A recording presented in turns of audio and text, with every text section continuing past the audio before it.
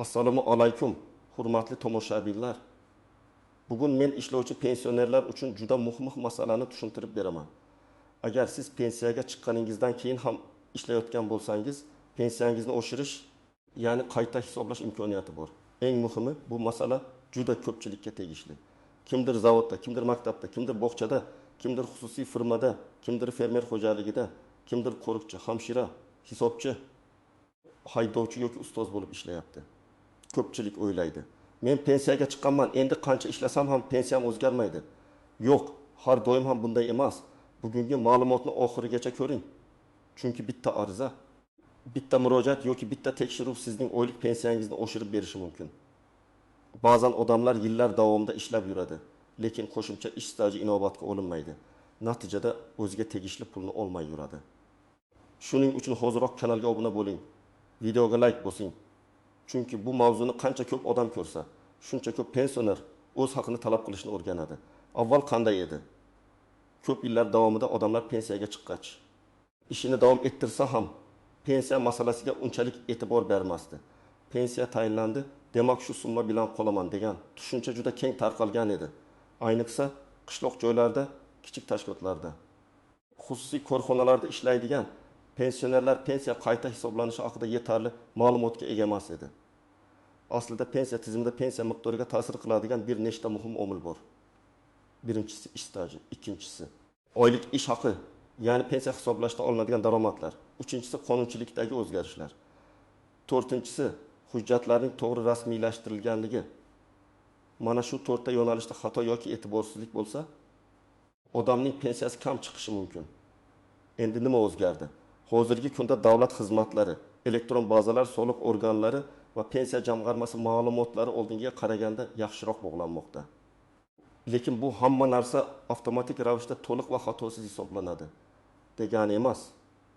Ko'p holatda ishlovchi pensionerning keyingi mehnat faoliyati bo'yicha ma'lumotlar bor. Lekin pensionerning o'zi qayta hisoblash bo'yicha murojaat qilmasa, masala joyida qolib ketishi mumkin. Ayrim hollarda esa korxona ijtimoiy soliq yoki majburiy to'lovlarni noto'g'ri ko'rsatgan bo'lishi, xodimni rasmiylashtirmagan bo'lishi yoki ma'lumotlar bazaga kech tushgan bo'lishi mumkin. Men bugun sizga oddiy tilda tushuntiraman. Kimlar pensiya oshirilishini so'rab ariza yozish kerak, kimlar shoshilmasligi mumkin.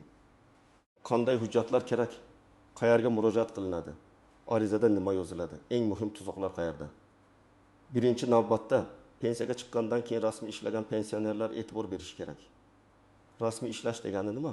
Siz bilan mehnat shartnomasi tuzilgan, tashkilot sizni xodim sifatida buyruq bilan ishga olgan, ish haqi hisoblangan, soliq va ijtimoiy to'lovlar to'langan. Agar siz shu tarzda ishlagan bo'lsangiz, bu davr keyinchalik pensiya qayta hisoblanishida ahamiyatli bo'lishi mumkin.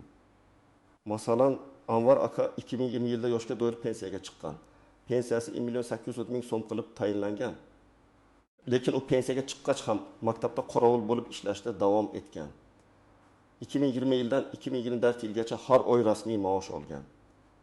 Agar bu davrda uning ish staji va to'lovlari to'g'ri aks etgan bo'lsa, u pensiyasini qayta hisoblash bo'yicha murojaat qilishi mumkin. Qayta hisoblashdan keyin pensiya miqdori, masalan, 1 million 800 mingdan 1 million 950 mingga yoki 2 milliondan oshiqroqqa ko'tarilishi mumkin. Bu faqat misol. Aniq summa har bir odamning staji, daromadi va hisob kitobiga bog'liq. Ikkinchi misol. Gulchehra opa 25 yoshda pensiyaga chiqqan, keyin bog'chada tarbiyachi yordamchisi bo'lib 3 yil ishlagan.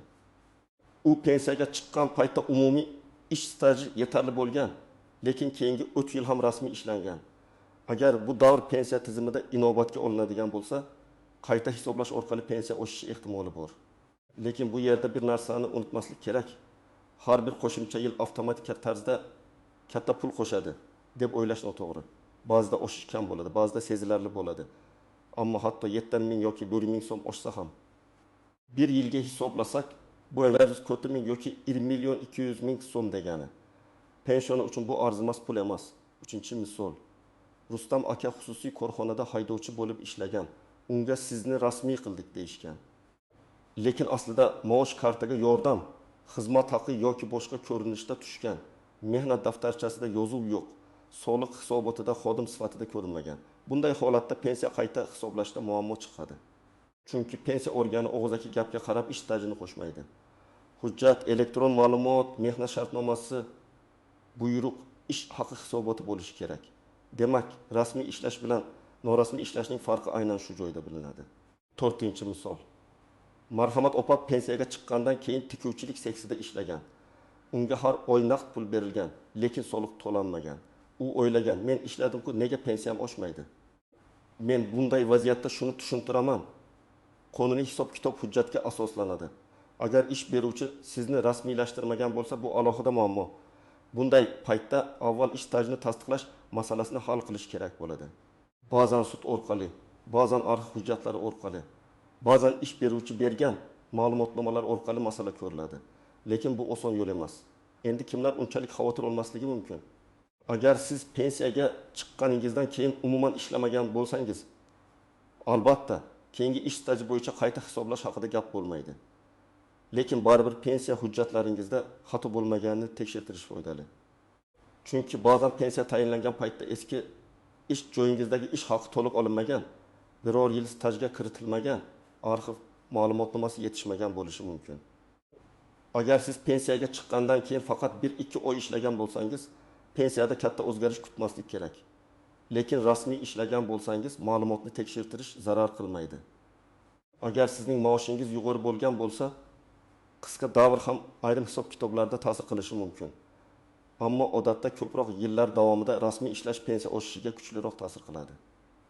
Agar siz hali pensiyaga chiqmagan bo'lsangiz, bu video sizga ham kerak. Chunki pensiyaga chiqishdan oldin mehnat daftarchangiz, elektron mehnat tarixi, ish haqi ma'lumotlari, arxiv hujjatlari va soliq to'lovlari tekshirilsa, kelajakda ko'p muammolarning oldi olinadi. Men amaliyotda ko'p ko'rganman. Odam 25-30 yil ishlagan, lekin hujjatda 19 yil chiqadi. Keyin u yuguradi, arxiv qidiradi, korxona o'pilgan bo'ladi, rahbarlar almashgan bo'ladi. Shuning uchun hujjatni vaqtida tekshirish eng katta himoya. Qayta hisoblash qanday mantiq bilan amalga oshadi? Pensiya miqdori tayinlanganda ma'lum davrdagi ish staji va ish haqi asos qilib olinadi.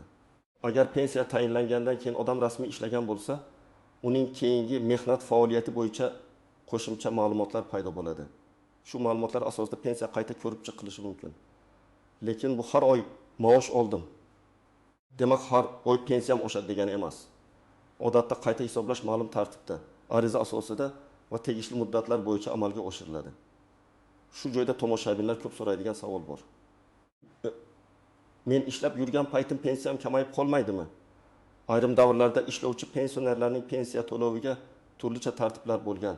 Ayrim toifadagilarga to'liq to'lanmagan holatlar ham bo'lgan. Lekin siz bugungi kundagi o'z holatingiz bo'yicha mahalliy pensiya jamg'armasi bo'limidan aniq ma'lumot olishingiz kerak. Chunki kasb turi, tashkilot turi, pensiya turi va qonunchilikdagi amaldagi tartiblar ahamiyatga ega. Men tavsiya qiladigan eng to'g'ri yo'l eshitgan gapga emas, yozma yoki rasmiy javobga tayaning. Birinchi nozik jihat, rasmiy ish staji har doim ham avtomatik ko'rinmasligi mumkin. Masalan, tashkilot sizni ishga olgan, lekin elektron mehnat tizimiga ma'lumotni kiritmagan, yoki soliq hisobotida xatolik bo'lgan, yoki pasport ma'lumotlaringiz eski bo'lgan, JSHI raqamingiz noto'g'ri yozilgan. Natijada siz ishlagan davr boshqa ma'lumot bilan turib qoladi yoki umuman ko'rinmaydi. Shuning uchun men ishlaganman deyishning o'zi yetmaydi. Pensiya bo'limida sizning ish davringiz ko'rinayotganini tekshirtirish kerak. Ikkinchi nozik jihat. Ish haqi yuqori bo'lsa ham hammasi pensiyaga to'liq ta'sir qiladi deb o'ylamaslik kerak. Pensiya hisoblashda qonunchilikda belgilangan chegaralar, koeffitsiyentlar, me'yorlar bo'lishi mumkin.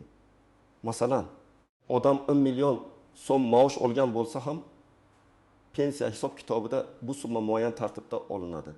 Shuning uchun men 5 yil yuqori oylik oldim, pensiyam 2 barobar bo'lishi kerak degan kutish har doim ham to'g'ri emas. Lekin yuqori rasmiy daromad odatda past daromadga qaraganda foydaliroq bo'ladi. Uchinchi nozik jihat, pensiya turi muhim. Yoshga doir pensiya, nogironlik pensiyasi, o'quvchisini yo'qotganlik pensiyasi, imtiyozli pensiya kabi turlar bor. Har birining qayta hisoblanish tartibi bir xil bo'lmasligi mumkin. Masalan, yoshga doir pensiya oluvchi ishlovchi pensioner bilan nogironlik pensiyasi oluvchi shaxsning holati farq qilishi mumkin. Shu sababli ariza yozayotganda aniq pensiya turini ko'rsatish va aynan qaysi asosda qayta hisoblash so'ralayotganini bildirish kerak. To'rtinchi nozik jihat. Ayollar va erkaklar staj talablari, imtiyozli kasblar, bola parvarishi davrlari, harbiy xizmat, o'qish davri kabi masalalar. Ba'zi odamlar pensiya tayinlanganda ayrim davrlar stajga kirmagani keyin bilib oladi. Masalan, ayol kishi bolani parvarish qilgan davrining ma'lum qismi hisobga olinishi mumkin bo'lgan holatlar bor. Erkaklarda harbiy xizmat davri muhim bo'lishi mumkin. Ba'zi kasblarda imtiyozli staj bo'lishi mumkin. Agar pensiya tayinlash paytida bu hujjatlar kiritilmagan bo'lsa, faqat pensiyadan keyingi ish emas, avvalgi davrlarni ham qayta ko'rib chiqish kerak bo'ladi. 5-tuzoq ariza yozsam, eski pensiyamni ham tekshirib, kamaytirib qo'yishadimi? Odamlar shundan qo'rqadi. Umuman olganda, siz qonuniy haqingizni so'rab murojaat qilishingiz kerak. Lekin hujjatlarda ilgari noto'g'ri ma'lumot berilgan, ortiqcha hisoblangan holatlar aniqlansa, organlar buni ham ko'rib chiqishi mumkin. Shuning uchun men doim aytaman, ariza berishdan oldin hujjatlaringizni tartibga soling. Ish staji va daromadlaringizni aniq bilib oling. Mutaxassisdan maslahat oling. Qo'rqib umuman murojaat qilmaslik ham noto'g'ri. Lekin ko'r-ko'rona ariza yozish ham to'g'ri emas. 6-tuzoq.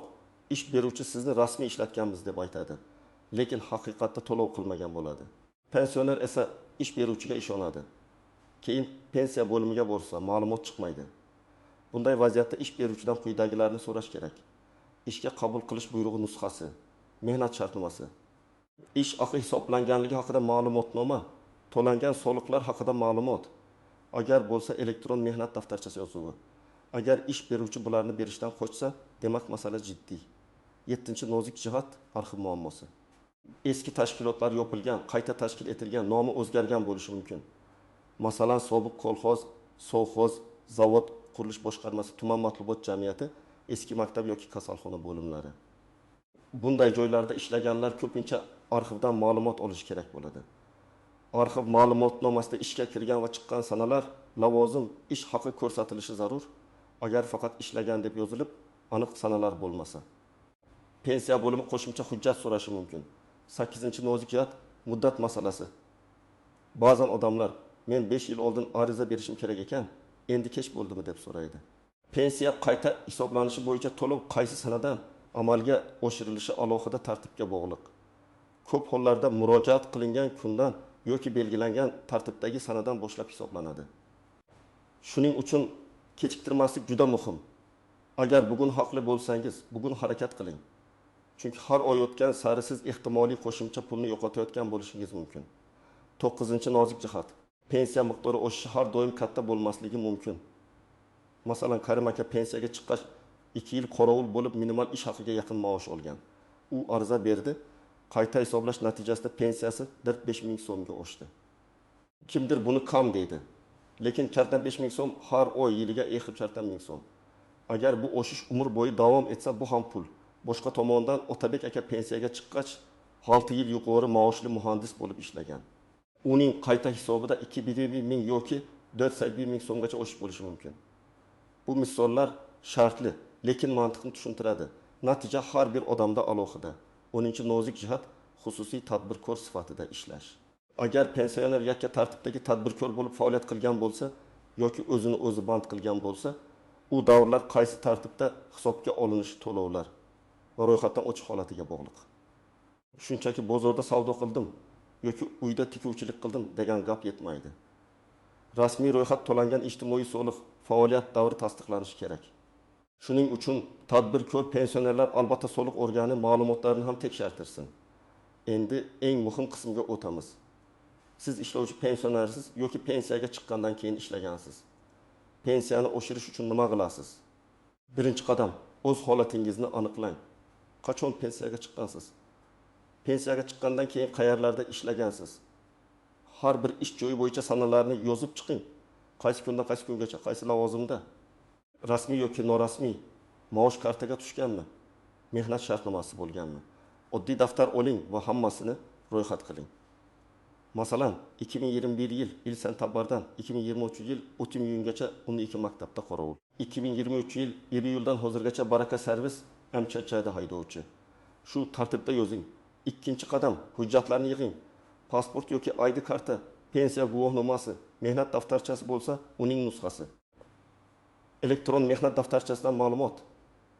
ishga qabul qilish va ishdan bo'shash buyruqlari, mehnat shartnomasi, ish haqi to'g'risidagi ma'lumotnoma, soliq to'lovlari aks etgan ma'lumotlar, arxiv ma'lumotnomalari kerak bo'lishi mumkin. Hamma hujjatni birdan topa olmasangiz ham bo'ridan boshlang. Pensiya bo'limi qo'shimcha nima kerakligini aytadi. 3-qadam ish beruvchidan ma'lumotnoma oling. Ma'lumotnomada sizning familiya, ism otangizning ismi, tug'ilgan sana, JSS shir, ishga kirgan sana, lavozim, ishdan bo'shagan sana ishlayotgan bo'lsangiz, hozirgi kunga qadar ishlaydi degan yozuv, ish haqi va to'lovlar ko'rsatilgani yaxshi. Ma'lumotnoma rahbar va bosh hisobchi tomonidan imzolanishi, muhr bo'lsa muhrlanishi kerak. Hozir ko'p joylarda muhr majburiy bo'lmasligi mumkin, lekin hujjat rasmiy bo'lishi shart. 4-qadam tuman yoki shahar pensiya jamg'armasi bo'limiga murojaat qiling.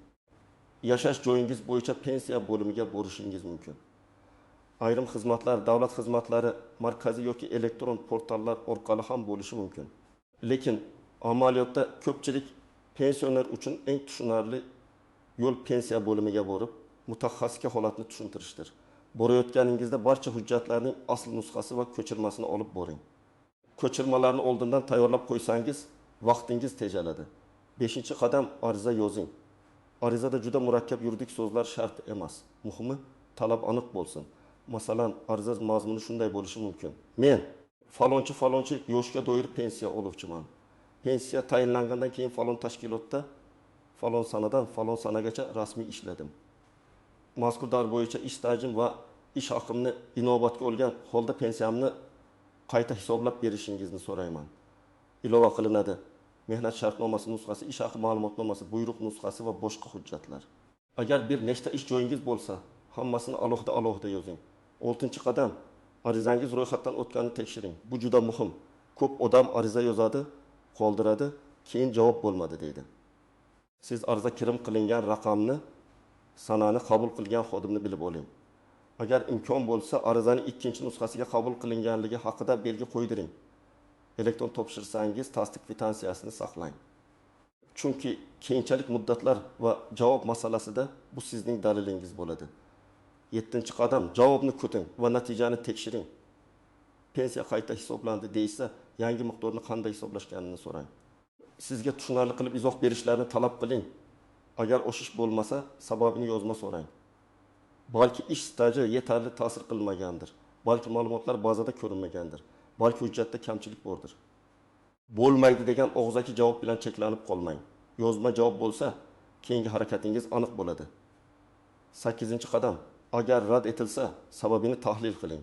Rad javobida hujjat yetarli emas, ish staji tasdiqlanmadi. To'lovlar mavjud emas, qonuniy asos yo'q kabi sabablar bo'lishi mumkin. Har bir sababning yechimi boshqacha. Hujjat yetmasa, hujjat topasiz. Ish beruvchi noto'g'ri ma'lumot bergan bo'lsa, tuzatishni so'raysiz. Arxiv kerak bo'lsa, arxivga murojaat qilasiz. Agar pensiya organining o'zi noto'g'ri talqin qilgan deb hisoblasangiz, yuqori turuvchi organlarga yoki sudga murojaat qilish mumkin.